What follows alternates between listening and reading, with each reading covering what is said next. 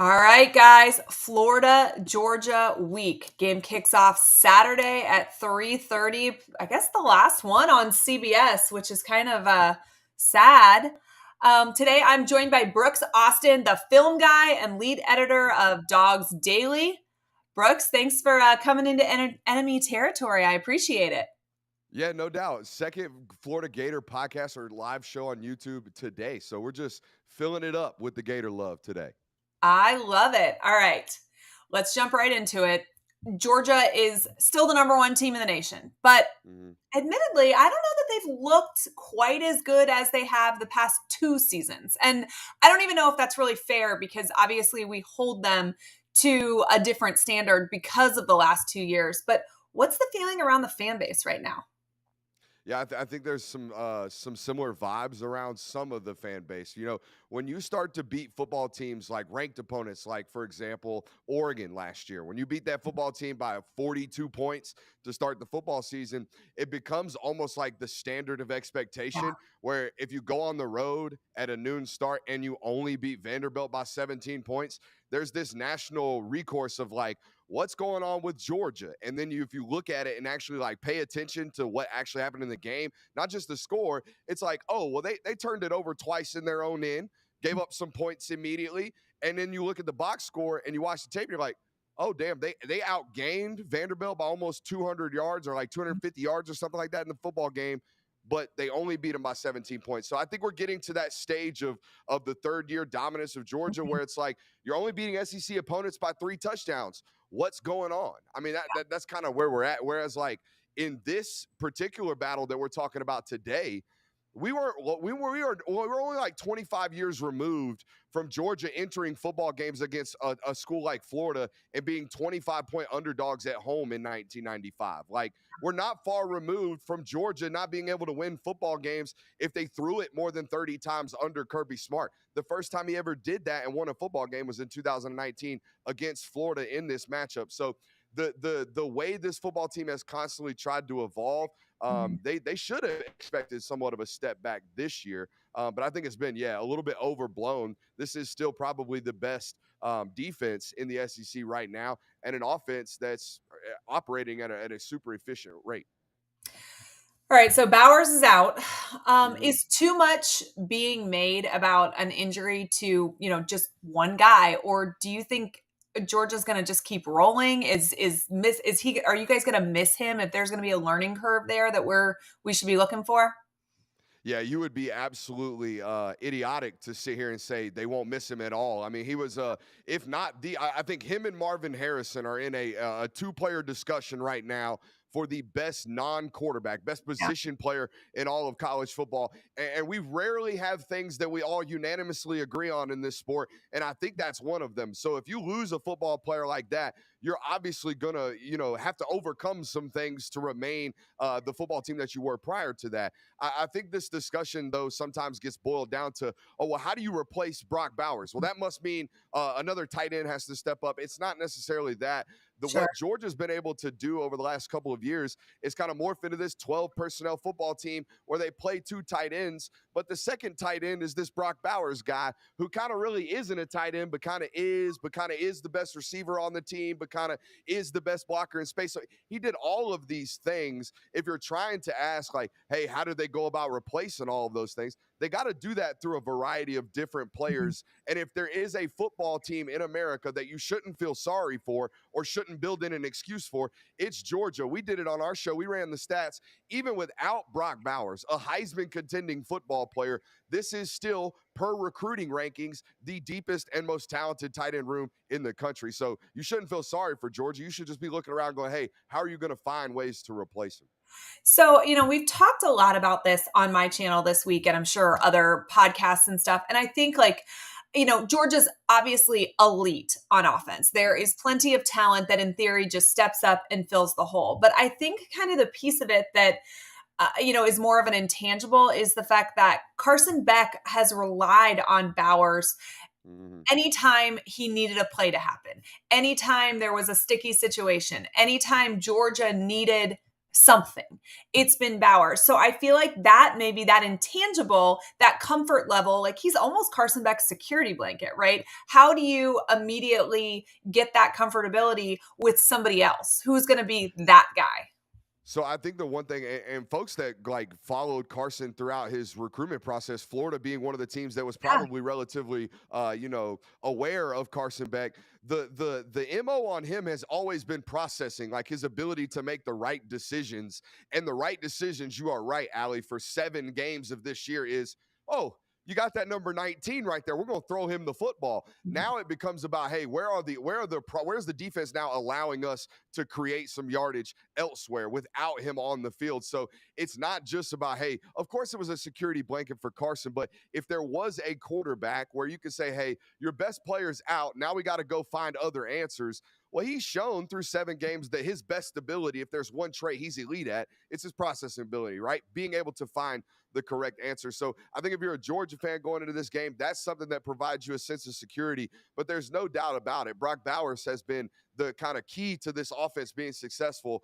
But I think it's been a little bit overblown, and maybe not necessarily overblown, but not talked about enough, in the sense that, hey, most of the time this year, people have been asking, how are y'all letting Brock Bowers get that open? Like, how are oppositions like Auburn allowing Brock Bowers to beat them in the fourth quarter? Well, the reality is, if you study plays and if you watch what's happening, the coordinator's doing a tremendous job of designing plays to get him open. So are we just set to assume that ability to design offense that is winning, is that suddenly going to go by the wayside just because Brock Bowers is out of the equation?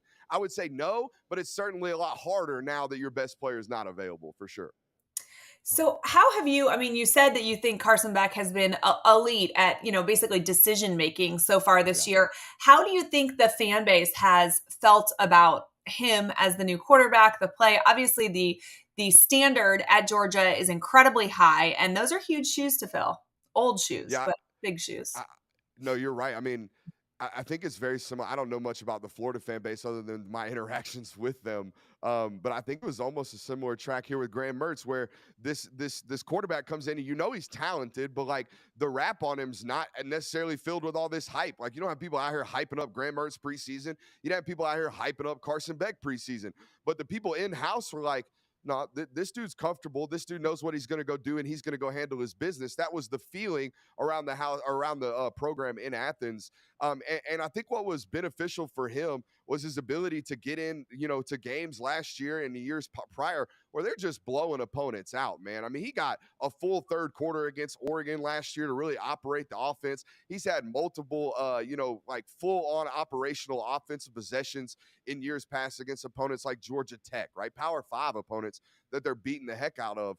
So that was certainly beneficial for him. But in terms of the fan base, they didn't know. They didn't know until they actually saw it and it was tangible. I think after that Auburn game, people started to realize. And once you start to do what he's been doing on third down, there's really no ability to question you. When you're completing, like, I think it's 80% of his passes on third down this year. In that Auburn game, he was 7 of 10 or 8 of 10 in the fourth quarter, 8 of 10 on third down, and really, controlled the game in the game's most critical downs. When you do that, you provide confidence not only in the fan base that supports you, but the people around the building. I thought you saw that the next week in that Kentucky matchup. They put up 53 points against that Kentucky team and looked like one of the best offenses in the country that one week, only to, spend the next week at Vanderbilt kind of struggling at times. So Georgia is known always really for their rushing attack, and UF has been not good against Kentucky's rushing Yeah. attack and truly also South Carolina's rushing attack. Is this somewhere that you expect Georgia to exploit UF? Well, not as a whole, not necessarily, but individually, I think Dejon Edwards' ability to cut back and find the specific hole that is being compromised by their offensive line, Mhm. that over the years has been tremendous. Like, his number one ability, he's not some guy that's going to score on a 70-yard run. Like, that's not what Dejon Edwards is. Oftentimes, in fact, he gets ran down in those opportunities. But what his best ability is, oh, that backside end didn't fill his gap correctly. Boom, I'm hitting that hole immediately, and there's no questions about it. He's going to find it if you leave any holes. But, like, you're right about Florida, and I know you've been watching them up and down. When I went to scout them, it made no sense to me because I started with the Tennessee tape, and you turn that Tennessee tape on, and they're like they're elite stopping the run. Like that's what they did well that night, and Mhm. covered really well that night too. But like the ups and downs of the play, and then you start to realize, oh, they're either transfer heavy or extremely young on that front Mhm. six, and it explains the up and down nature of their performance. I tweeted about it earlier in the year. I think Florida is like 18 months away from being a really, really elite like run defense and defense in general, because I think their principles are solid. How they're caught, how they're schematically developed, and how they're coached is solid. But they're really, really young right now. They're playing a bunch of freshmen, and you can definitely see it on tape and in the results. We talk a lot on this show about progress not being linear. And I think that that's, Florida takes 2 steps forward, one Yeah. step back sometimes. Okay. So thoughts on UF's defense in this, or excuse me, Georgia's defense in this. UF obviously has not taken a lot of shots down the field so far this season. They kind of nickel and dime you a little bit more. Mhm. How aggressive do you think Georgia's going to be defensively? So I predicted on our show. I think Tyke Smith has a couple of sacks in this football game just because of the way and the nature in which Florida designs their passing attack. You've been watching it all year, Allie. They're a pistol bunch formation team in my opinion. Watching them, they like to line up in pistol. They like to bunch the formations together, and their passing attack is super play action heavy. All right, so the ball is in the belly of the running back for quite some time. The quarterback's back is turned to the defense, and when he pulls the ball back out of the belly of the back, now he's got to start the play over and process a totally different look most of the time from the defense. That is something that this Georgia defense is elite at, the ability to disguise what they are doing. So if I'm a quarterback, imagine this as an audience member. I'm a quarterback, I snap the ball, you're doing one thing, I turn around, I come back, look at you again, you're doing something totally different. That's Mhm. what Georgia has been elite at in years past. They have an extremely veteran defensive back core, and they will give him a variety of looks Saturday. And a quarterback who's played extremely confident the last couple of weeks in Graham Mertz, I do expect to see a couple snaps Saturday where it's very obvious he's not confident in what it is that he is seeing because they've changed it up on him now. However, there has been some issues, if you will, defensively for Georgia in the sense that they've had some miscommunications in the back end. They've allowed some free hitters and some free runners by way of just not like picking the right guy up, or, I think that guy's going to cover that guy. This guy is actually supposed to be covering him, that kind of stuff. If Florida can do enough in terms of developing schemes to cause those miscommunications, because again, it's been something they've repetitively done on tape. So at this point, it's kind of who they are. If you can stack up a few of those explosives as an offense from Florida, you're going to have success. But this isn't a super aggressive defense from Georgia historically. This is a defense that makes you drive it 12, 13 plays to score. And if you're willing enough and patient enough and disciplined enough to be able to successfully do that, they'll allow you to score, okay? But they're going to make it really, really hard. Um, Obviously, Georgia, big favorite here. But are there things about UF that you are concerned about or that you think Georgia would be concerned about for this Florida team? Just maybe similarity. Like, I mean, they run a very similar defense to what Georgia does. Mhm. So if Graham Mertz is going to be comfortable against any particular front, it's going to be this front. So, the same could be said about the offensive line, right? When you see the same like defensive front week in and week out during the preseason, it alleviates some pressure in the sense that I don't necessarily know what I'm supposed to do or where I'm supposed to go. So all these busted assignments that might have been happening in weeks past, they might not happen this week because again, there's some familiarity with what's going on in front of you. Outside of that, an explosive game from Graham Mertz. Like I didn't expect this dude to play like this, and if any analyst out here is telling you that, they're probably lying to you because there's no way that anybody thought that Graham Mertz year one he's going to look like this in this system. I think he's played exceptionally well. And for a guy who spent multiple years at Wisconsin putting the ball at risk, he's protected the football really, really well the last several weeks, particularly. All right, just a couple more, and I'm going to get you out of here because I know you got to jump on your show. Tell me from an outside perspective, what is your perception of Billy Napier and the Gators? The same as Kirby Smart's. Kirby Smart said this week that you can tell by the way that they play and the fashion of football that they play that this is a, quote, respectable brand of football. When I studied them on tape this week and when I studied them last year for that matter, everything that they did schematically made sense, right? I'll give you a prime example. Last week, the first possession against South Carolina on a 3rd and 10 defensively, they come out, they show an obvious cover one man look. I mean, it's clear as day. They gave a 5th-year quarterback in Spencer Rattler the easiest look. It's like, all right, that's 100% what they're playing. And I'm sitting there watching like, why are y'all doing that? And then the very next 3rd and long that they got, they showed the very same look. It looks identical. They're playing cover one man. As soon as the ball snapped, they disguised and immediately jumped into a zone. It caused some ball pattern from Spencer Rattler. These things consistently happen on tape for Florida. Now, the problems with special teams, guys, that to me seems like a young coach that's a little bit over his head. But guess what? Every young coach is a little bit over their head. When I watch Billy Napier, 2 things stick out to me. His players play really, really hard for him, and the dude can recruit. Like, what else do you want? Let him take the growing pains everywhere else and learn. Because I'll tell you right now, the previous regime that might have gotten you to an SEC championship 1 year in a blimp year with a historic offense, they didn't play necessarily hard every single week, all right? And he dang sure didn't recruit. So those things aren't sustainable. They'll be flash in the pan types of stuff. What are getting good football players into the program and getting them to play hard for you. That will sustain no matter what. All the other adaptations come through growth, and growth comes through time. Listen, we preach patience on this show all the time, so I'm glad somebody else is saying it too. All right, before we get you out of here, tell me your score prediction for Saturday. Yeah, I've been calling it all week at the same number, 35-20. I think this Florida offense can score points. I just think Georgia's a little bit too much offensively for a football team that this year has kind of had to stick in cover 3. Florida has lived in cover 3. Every once in a while, they'll play some man coverage. What I know about this Georgia offense, the way that it is designed to destroy zone defenses. The last couple of defenses that have tried to particularly play cover 3 against them have gotten absolutely lit up. Kentucky gave up 53 points, predominantly a cover 3 football team. TCU gave up 62 in the Natty, predominantly a cover 3 football team. Cover 3 is not the way to go. They're going to have to be able to play man coverage Saturday, and I don't know if they have the defensive backs to do it, Allie. All right, Brooks, thanks for coming on. Tell everybody where they can find your work, where they can follow you on social media, all the things.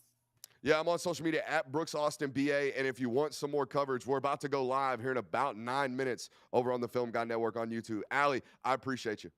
Thanks for coming. Yep. All right, guys. Thank you so much for tuning in. We got some more coming your way. Make sure that you hit the like button. You can support the show with the super chat as well. I want to share some thoughts on this game, but first I want to take a quick moment to give some love to Prize Picks. A lot of you guys have made deposits using the code PEAK, and even more of you have signed up but haven't made that deposit yet. Go fix that right now. Use the code PEAK, P-E-E-K, on the Prize Picks app for a 100% deposit match up to $100. So what does that mean? You put in $100, they give you $100.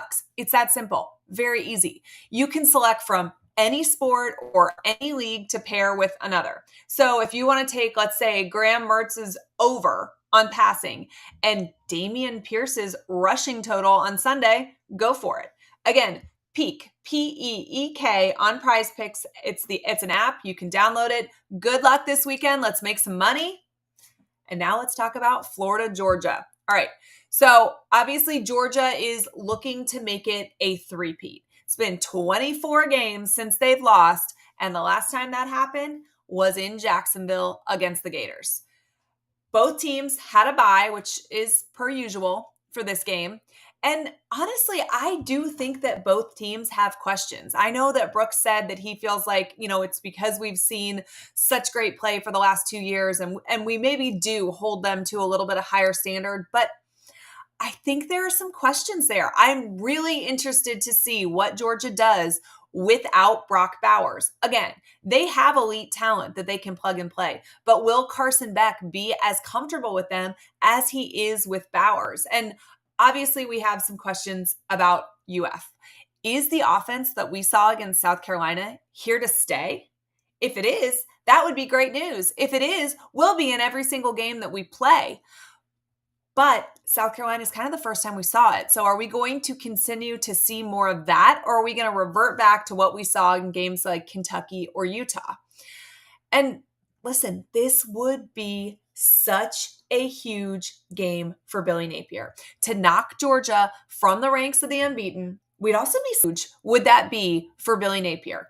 I am not one of those people that thinks his seat is hot at all, but my goodness, how icy does it, at least at a minimum, against the rivals this year? Because he already beat Tennessee. So if he beats Georgia, even if he loses to LSU and Florida State, he's sitting at 500. If he can figure out a way to pick off one of LSU or Florida State, which if you beat Georgia is definitely a possibility, I mean, that would be a hell of a year two for Billy Napier. If you are the betting type on this game, there were some interesting trends that I found when I was doing some research for it.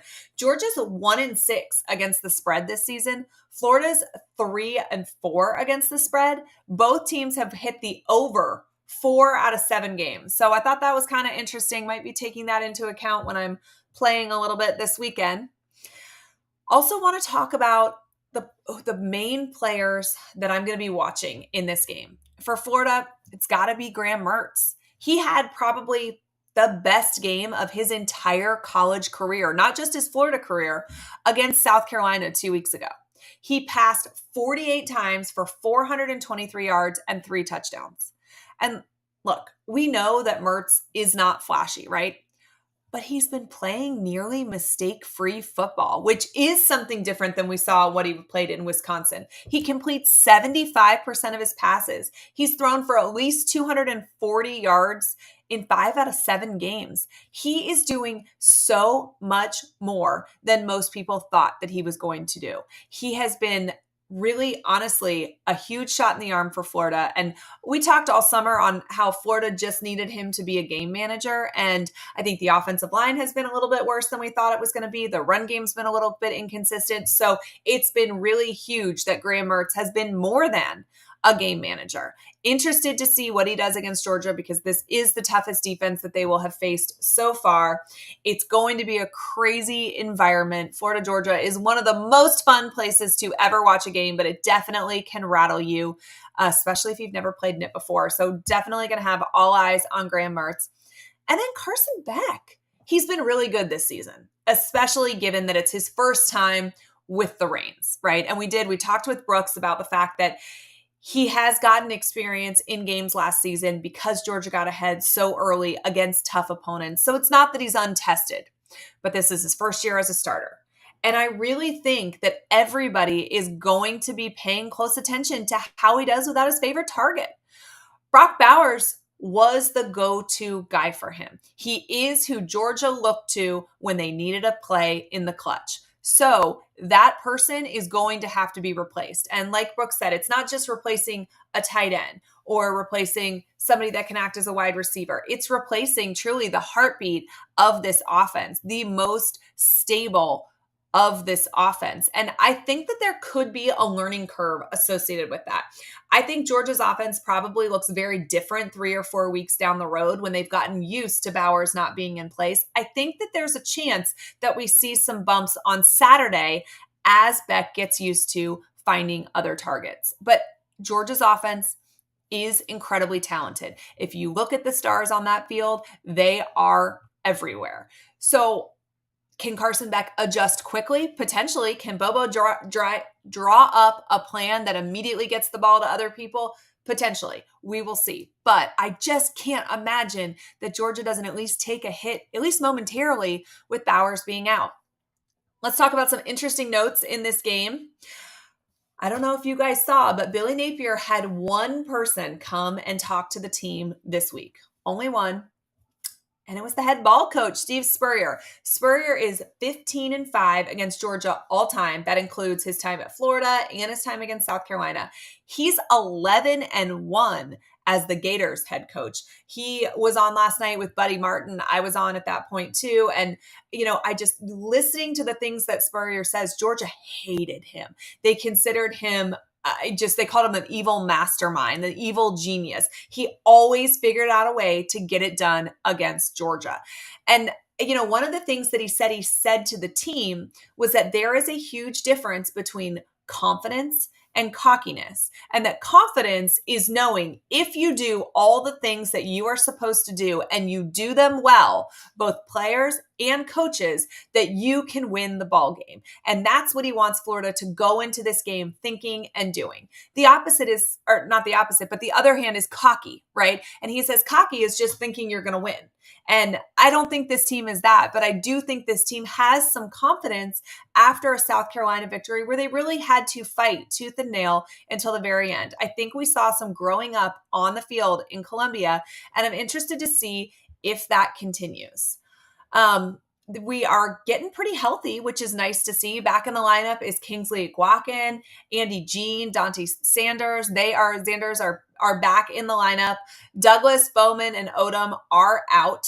But other than that, Florida's looking pretty healthy. The break came at the right time.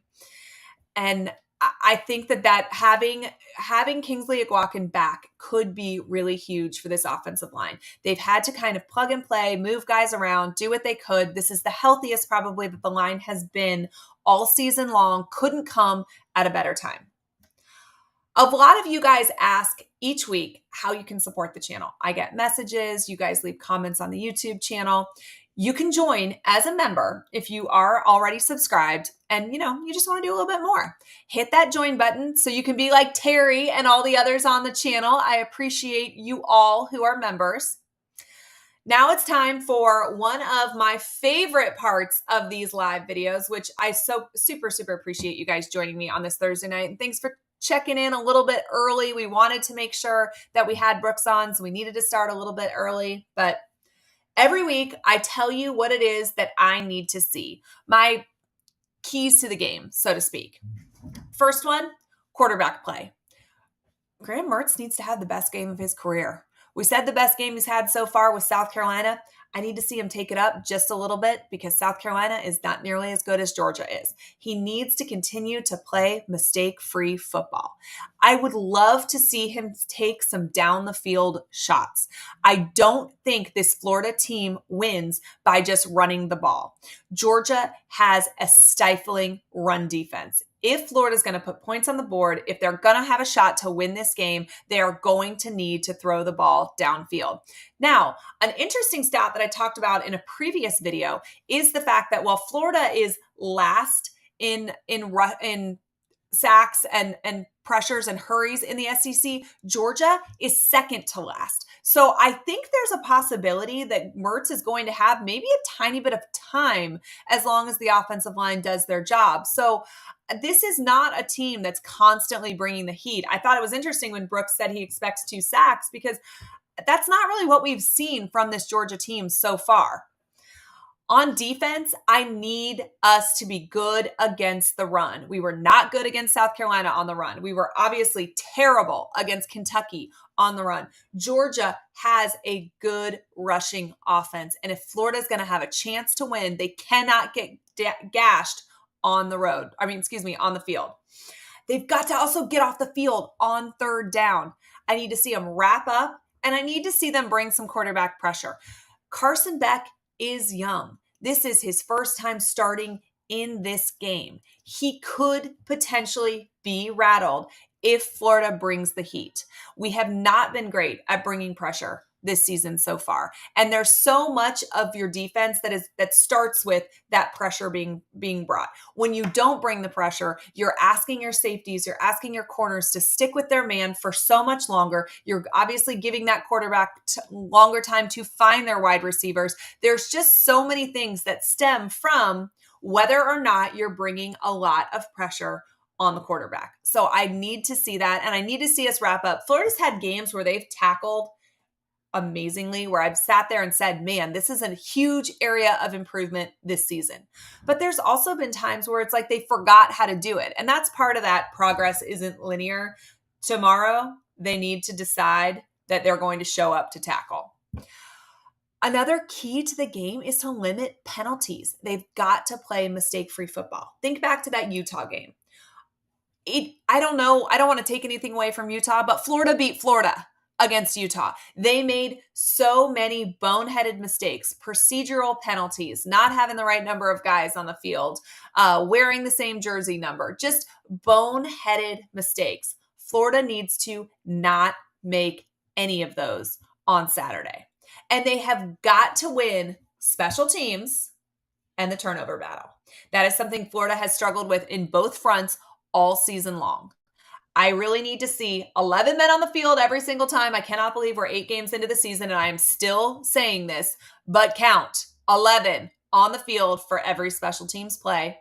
And we've got to win the turnover battle. I've talked a lot on this channel about how your odds of winning a game just go up exponentially when you win the turnover battle. Who's going to step up? Florida isn't winning this game unless somebody goes out and takes it. Who is the guy that's going to do that? Is it going to be Shamar James? Is it going to be Graham Mertz? Who is the guy that is going to put this team on his back and going to win? I'm really interested to see. There's some veteran leadership. Ricky Pearsall, Graham Mertz. There's some guys who have just had great seasons so far. Now's the time to shine. It's the biggest stage. All right.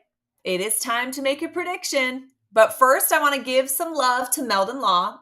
They are the official injury firm of the Florida Gators, and they should be your official injury firm as well.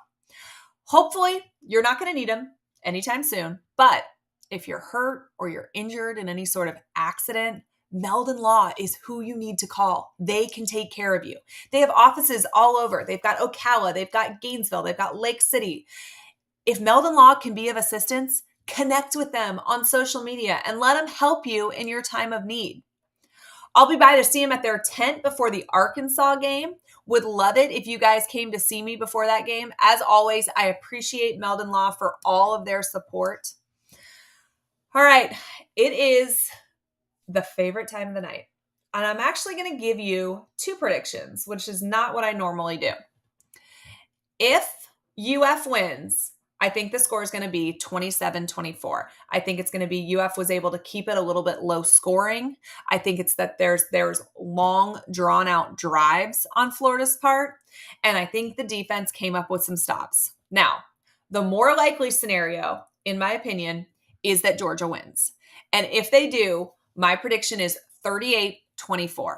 I think there's a great chance that Florida hangs with Georgia for 2.5, 3 quarters.